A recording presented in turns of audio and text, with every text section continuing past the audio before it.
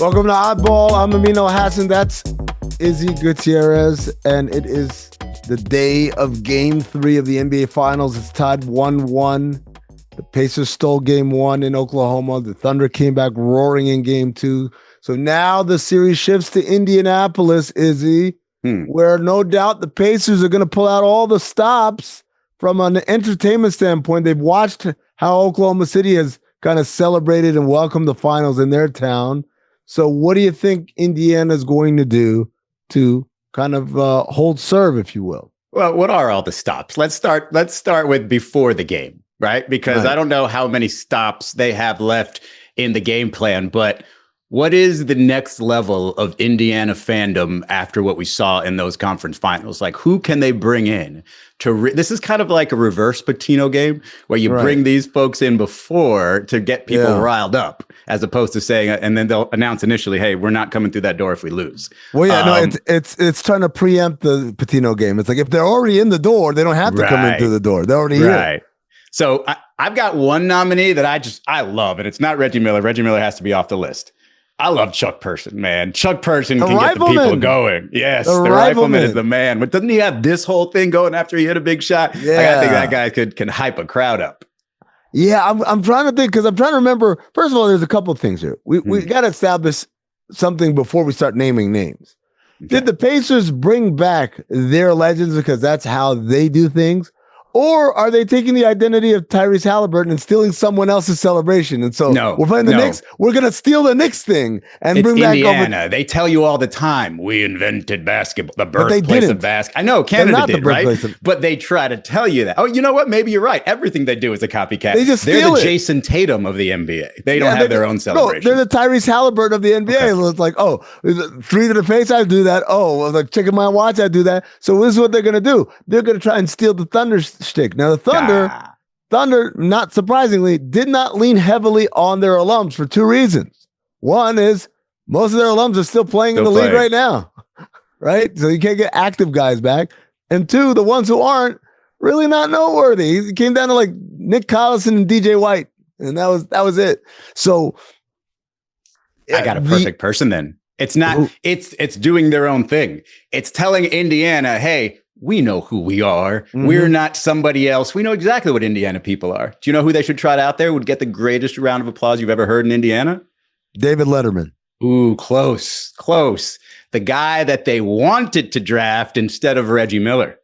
Steve Alford. They did news reports on, we can't believe we didn't draft Steve Alford in our own backyard from Indiana. I'm going to tell you what, Izzy, I bet you that there's some people in Indiana who still think, oh my God, imagine how good we would have been if Steve Alford were here, right? That's the guy you come out and say, hey, Reggie's not here. He's got a job, or he's home with his family or something.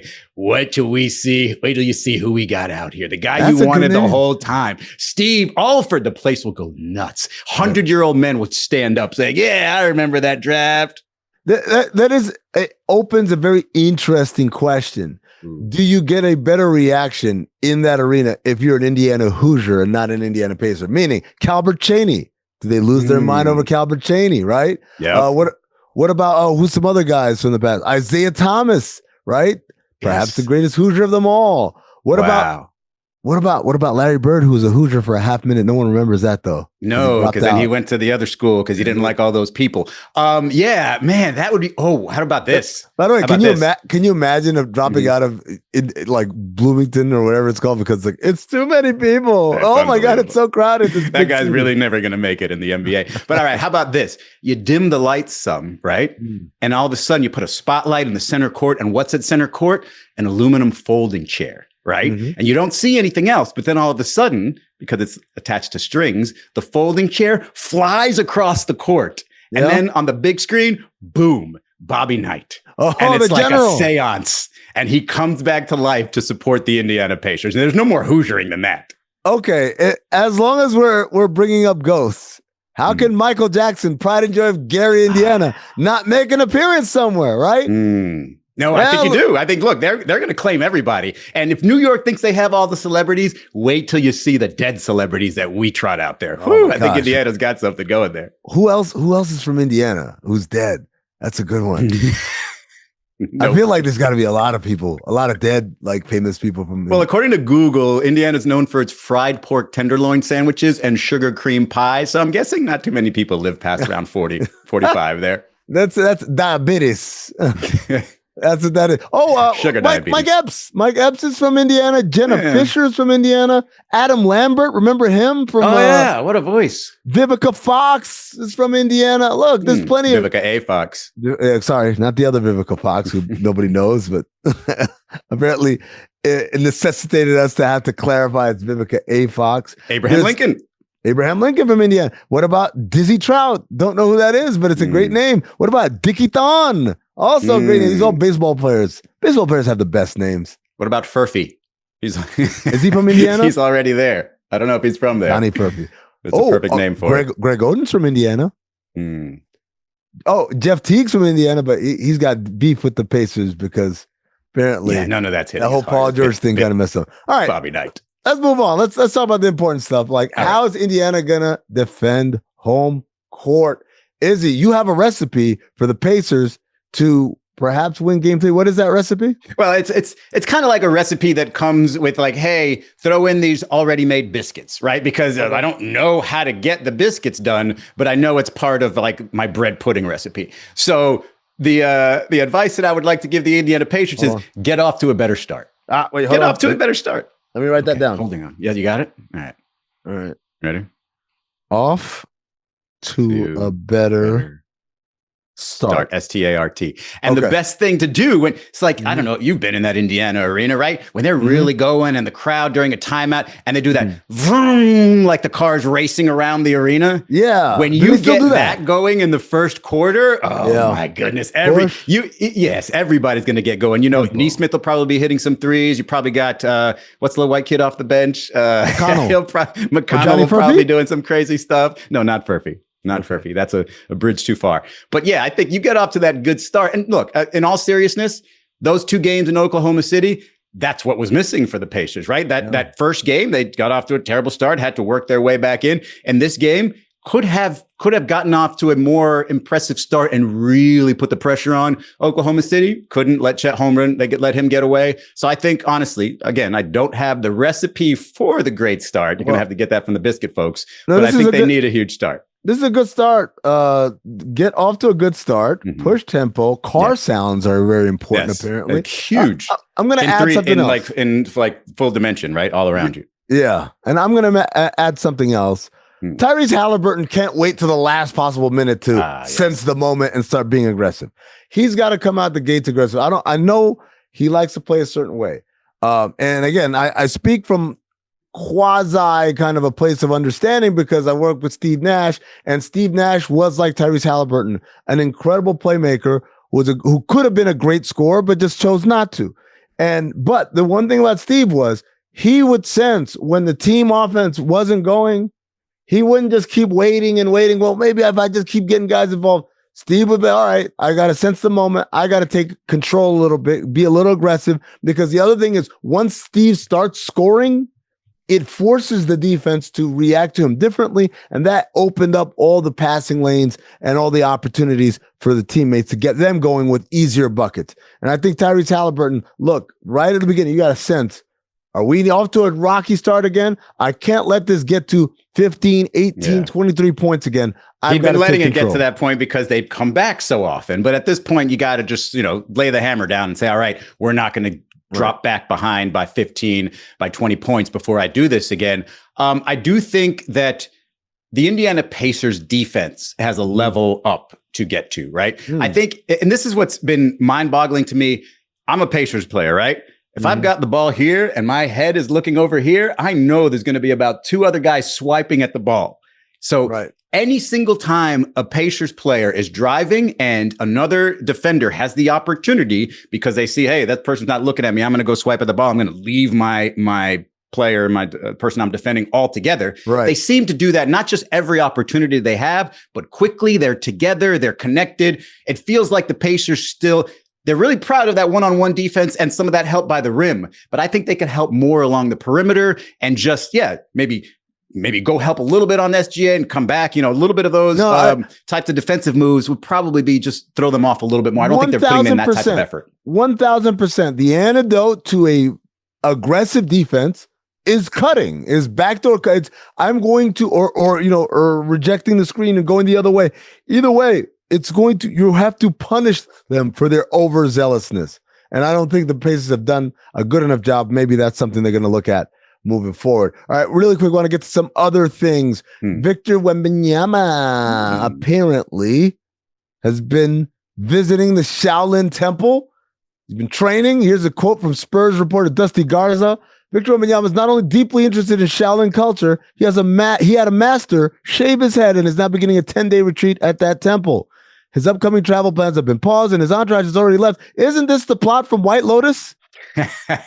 Yes, except in White Lotus, if this was White Lotus, he'd be like, guys, I don't really like this. I just want to go home. I really like the fancy San Antonio, hotels or my luxury house. But this honestly scares the shit out of me if I'm like the rest of the NBA, because he's already got the physical advantages. I mean, we don't want him to have the mental advantages as well. We don't want him to be like legitimately holding the ball up in the air, watching everybody else around him claw for it just desperately, and him being super calm and being like, I know how this game is going to end, and then just dunking the basketball. You think the other teams are terrified? I think the Spurs are terrified. I think the whole family.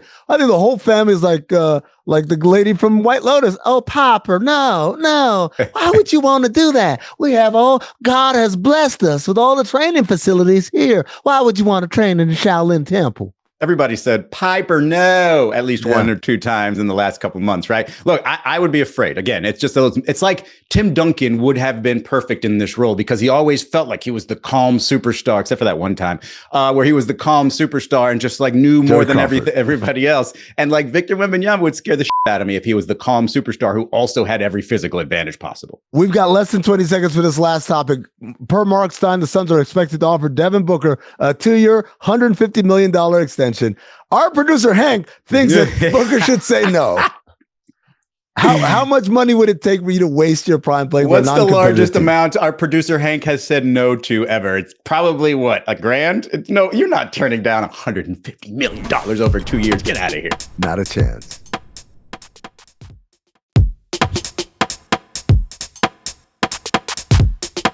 All right, Amin, it's time for the iciest play of the week, and we probably cheated a little bit. It's brought to you by Jägermeister. The reason I say we cheated a little bit is because we went with two. I don't know why I'm wearing short sleeves here. You are better suited for the segment. But real quick, iciest play of the week is presented by Jägermeister. Serve it cold or don't serve it at all. Jägermeister, damn, that's cold. For more, visit Jägermeister.com. Drink responsibly. Okay, so here are the two iciest plays of the week that we cheated with. We've got Miles Turner with the dunk over Isaiah Hartenstein, which I'm going to get back to it right now. That's just pure art right there, that photograph. The real probably better play belongs to the winning team, I would say, where you've got the pass also from Hartenstein to Chet Holmgren, the alley-oop, which was great, right? It's a great play. It's made a little bit more interesting because Chet Holmgren's an alien, because it's big to big, which was a big part of that game.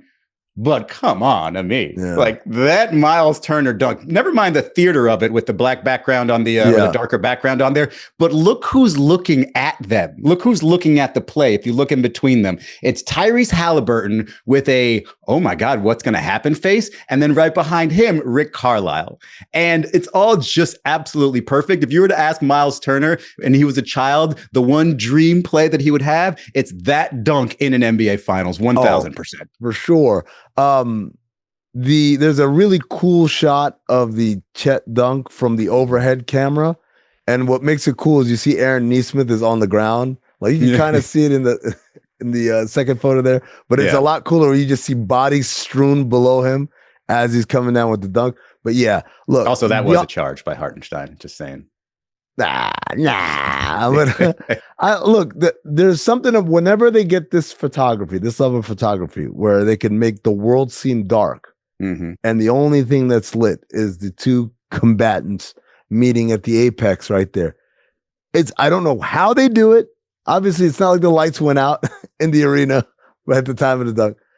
It's so cool. It makes every picture look good. Even when this guy just dribbling up the floor, yeah, with a crazy poster dunk like that, takes it over the top. I think that one is our iciest play. Yeah, and I bet you there are photographers everywhere who are just so ticked off at like iPhone technology, because you used to have to like set your camera at certain exact numbers and da da da. I took photo classes. I don't remember any of the terminology, but to get that shot now, not saying that this is what happened, but now you can an iPhone change everything after you take the shot, and it looks like you're a genius photographer. Well, and there's got to be some pissed off photographers. None of that, but the burst, you're taking like 8 billion pics, and you can sit there after it on your laptop like, no. Ooh, I like that one. This is all kind of messed up, man. That's it for Oddball.